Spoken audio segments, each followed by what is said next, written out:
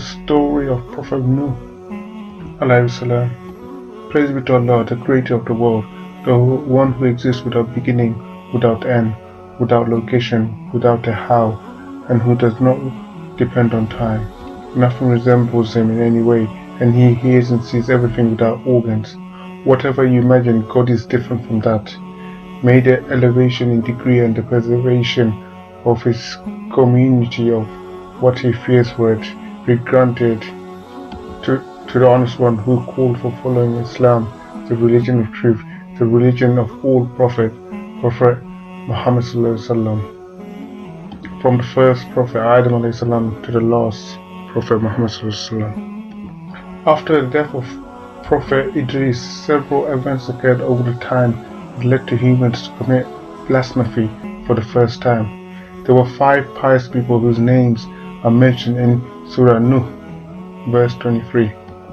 They were Wad, Suwa, Yagut, Ya'uq, and Nasir.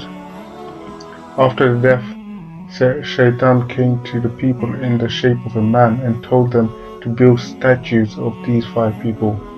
The people responded to the whispers of the devil and built these statues to remember the honor of these 5 good men.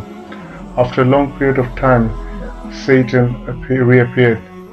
Ignorance had spread widely, and many tribulations had occurred among the people. The statues had become very common among the people. When Shaitan came again to a later generation, he ordered the people to worship these statues and told them falsely that their ancestors had worshipped these statues too. Allah SWT sent Prophet Nuh to these people and ordered him to warn them against a severe torture that would befall them if they do not return to Islam. The time span between Idris and Noah is 1,000 years, known as the first era of ignorance. In these years, the first blasphemy was committed and became widespread among humans. Nuh was the first prophet and messenger sent to the blasphemers. Prophet Nuh said to his people, "O my people, worship Allah, for He is the only one who deserves to be worshipped." He said, "If you do not repent and leave out blasphemy, then await for a day in which a severe torture will come upon you." He constantly reminded them of the great reward of being Muslims. Unfortunately, most people did not respond to his call and consequently did not come back to Islam. Prophet Nuh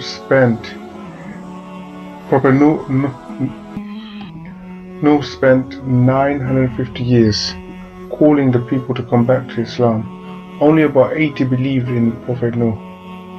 The people were extremely harsh to Prophet Nuh and inflicted a lot of harm on him. They were so nasty that they once tried to strangle him until he fainted. Each century exercised more enmity to the Prophet and his followers than the previous one.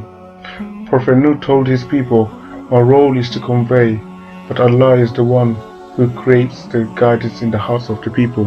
Prophet Nuh did not get despaired even though only a few people responded to his call. But when God revealed to Prophet Nuh that no one else of his people would believe, he supplicated to Allah SWT to destroy all those who did not believe, a supplication which was fulfilled by Allah SWT. Allah sent the rain from the sky, and as a result, the beasts gathered near the ark. Prophet Nuh took a pair of male and female of each kind of animal. The believers also went on the ark. Water sprang out of earth in large quantities, causing the ark to rise. The rain fell in great masses like mountains as described in the Quran. After 6 months the rain stopped and the earth started swallowing the water, after which the ark rested on Mount Al-Juday in Iraq. Allah SWT protected Prophet Nuh and his believing followers and inflicted the punishment on the blasphemers. All the blasphemers drowned, including the son of Noah, Canaan. It was narrated that when Prophet Nuh was about to die, he was asked the following question by the angels: "How did you feel your stay on earth for so many years?" He replied, "I saw this life on earth like a house with 2 doors. I entered through one door and I left through the other." He means that life on earth is very short. Allah knows best.